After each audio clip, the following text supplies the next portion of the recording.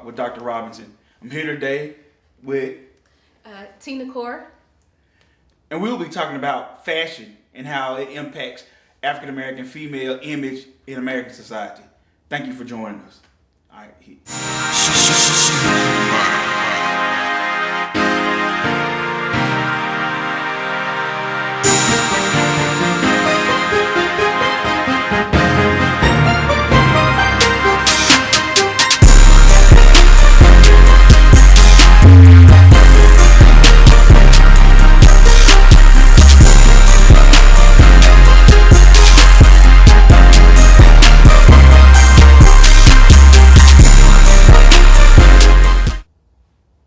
So tell me a little bit about how you got into fashion and what were some of your early inspirations?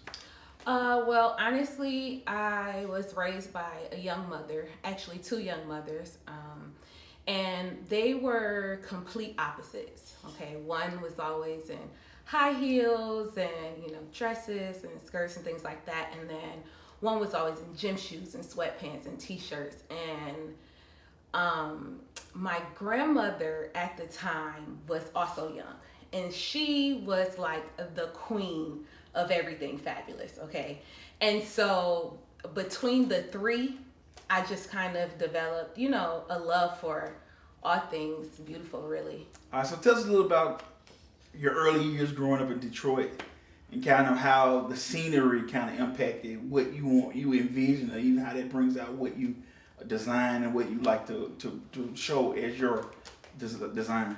Well, coming up in Detroit, actually, it wasn't bad for me. We lived in the city for the first couple of years of my life, and then we moved into the suburbs when I was about 13.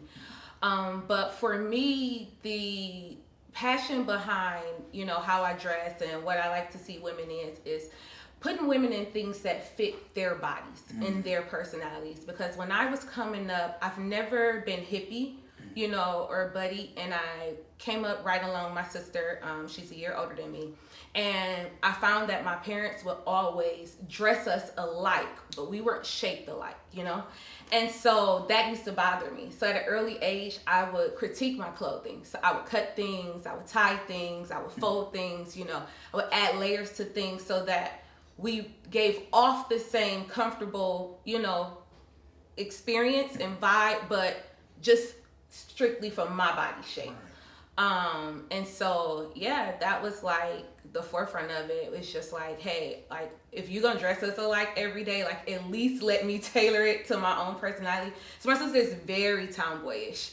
And I've always been a girly girl, I started playing early in makeup and high heels and things like that, and she was not with it. So that's just, that's just how we came up. My grandmother used to always say that if she bought us really nice things, that when we were living in the city, that it would keep the ghetto out of us. And I know that sounds horrible. It sounds really horrible, but I kind of learned to understand what she meant by that. And so basically in my adult life, I shop all over. Okay. I shop all over, even for, my ladies when I'm shopping for Valley Vane. But I buy pieces that make statements for me. Sometimes they're expensive, sometimes they're not. And what she meant by that early on is that, hey, if I teach you the difference between, just having something just to have something versus having something that you can hold for a while, you know what I mean? And make it last for you, then you won't feel the need to always, run and go get it or get it from somebody else or take it from somebody else or things like that. Because there was a lot of, stealing and gang banging and things back in the 90s when I was growing up in Detroit. So everything mattered, down to, the colors that you were wearing, to the way that you dressed, to how appropriate and inappropriate, tell me a little bit your about clothes were as a young getting girl. your business started and kind of some of the rigors and steps that you went through and kind of how that translated out to where you are now. Well, to be quite honest with you, I started Valley Vane from being laid off from corporate. So I was in California. I've been a mortgage underwriter for 12 years. A lot of people don't know that, but that's what I do full time. And I go to California and I'm working for this wonderful company, and I start off making all this money, and then out of nowhere I get laid off.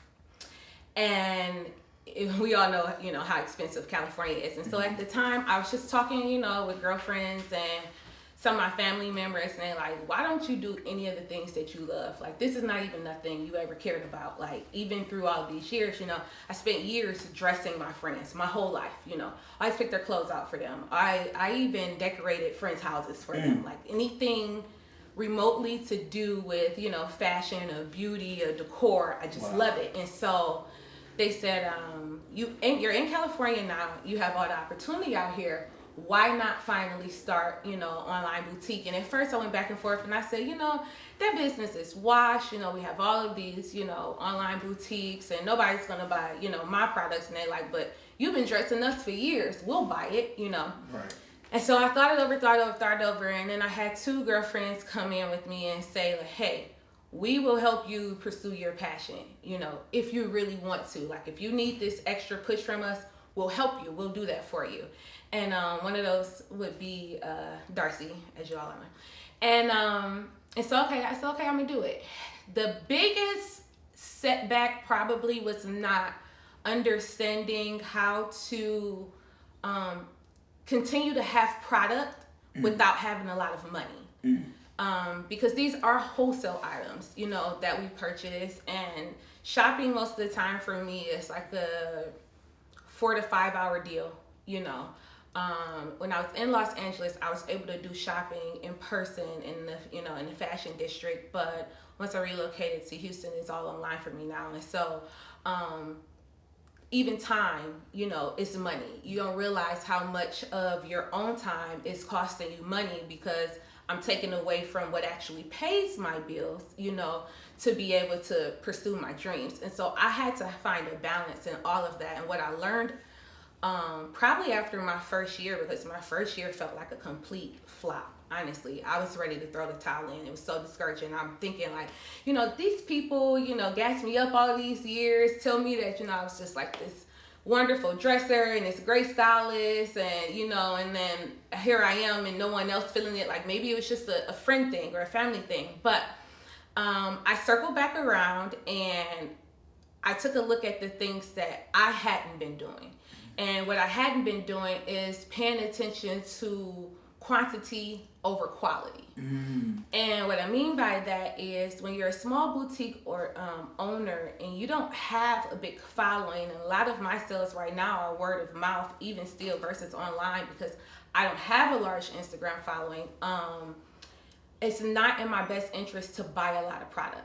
You know what I mean? I buy things at a very small quantity now, and they sell faster. And that creates a demand for me that I didn't have before. Right. So before, I had a lot of things that I was holding on to. Like even now, just from my very first couple of orders, I still have a closet full of things that I can't get rid of. So I've even learned a way to market it that I now give those away as free items for, customers who spend so much money with me, or for, family and friends as a present, just a discount for supporting, me in general. And so I think that's the biggest thing. And the second is just, like I said, learning time management, because you'll find yourself frustrated over the smallest things, or you'll idealize what you think it's supposed to look like. So in the beginning, I spent a lot of money on professional photo shoots. And believe it or not, if you look at our website today, I did all of those shoots. I'm the photographer, I'm the makeup artist, I'm down to the accessories,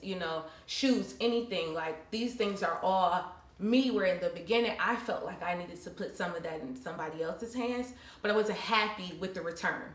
And so I was wasting money.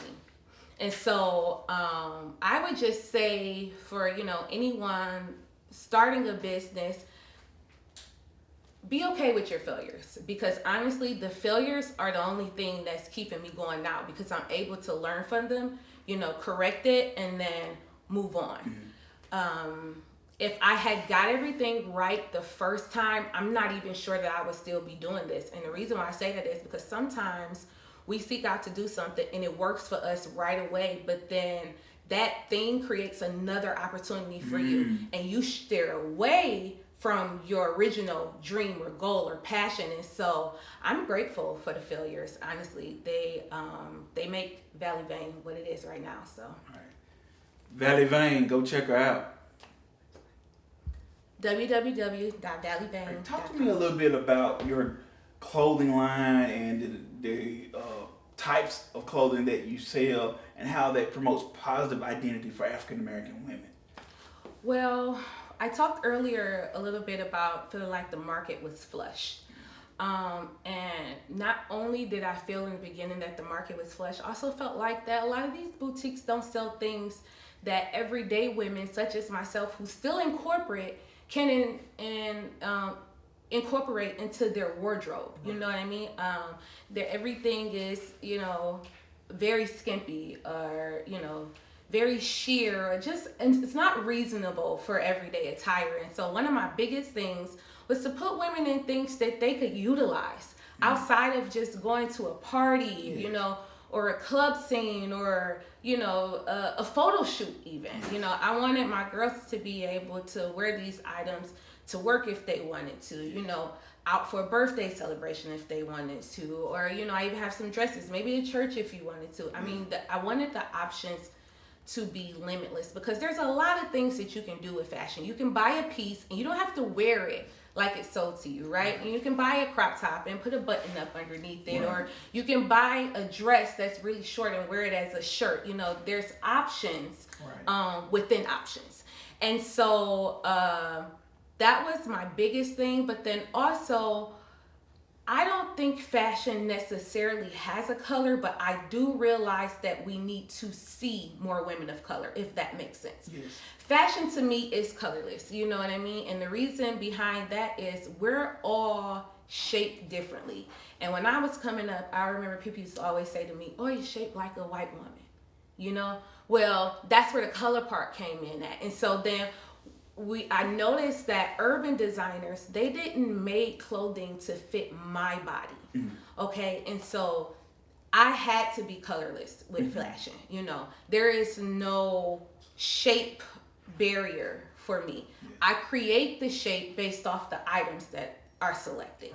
And basically with the Valley Vein, you can have no hips, a lot of hips, no butt, a lot of butt, big breasts, flat chested.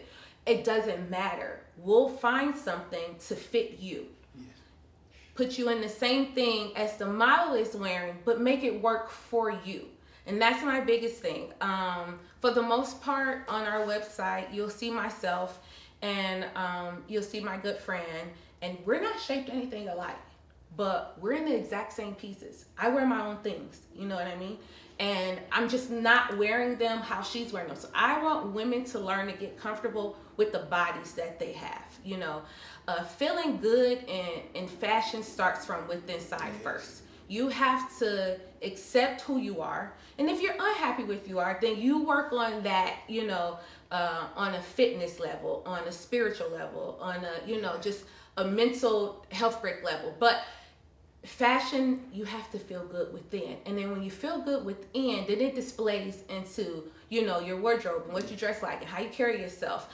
And so you don't have to be, tiny or curvy or one particular type of shape. You can be your shape, yourself, and look just as good as everybody else. And that's always been, my biggest thing. I spent my entire life, like I said, what felt like to me body shaming. Telling a black woman, hey, you're shaped like a white woman, that's body shaming.